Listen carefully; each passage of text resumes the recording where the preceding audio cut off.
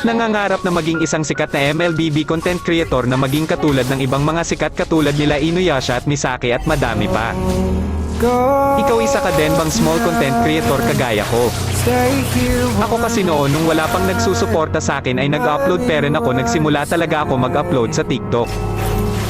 Alam nyo ba kahit 5 views lang ang video ko ay natutuwa pa rin ako kasi may nanonood sa akin. At kahit pa man ganun ay hindi pa rin ako tumigil sa pag-upload kahit na pangit ang video na ina-upload ko. Lagi kong iniisip na kung may pag-asa ba ako na maging katulad ng mga sikat na content creator.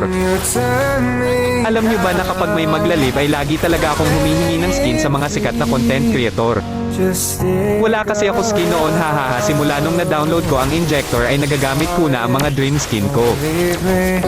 Nung umalis si mama at pumunta ng Manila para doon magtrabaho doon ko naisipan na ay kwento ang buhay ko sa Facebook at sa TikTok. Alam nyo ba nung paggising ko hindi ako makapaniwala na dumami followers ko at nanonood sa akin. At kapag may makikita akong video na maliit lang ang views at react ay hina-heart ko at lagi ako ko-comment na ang lakas mo.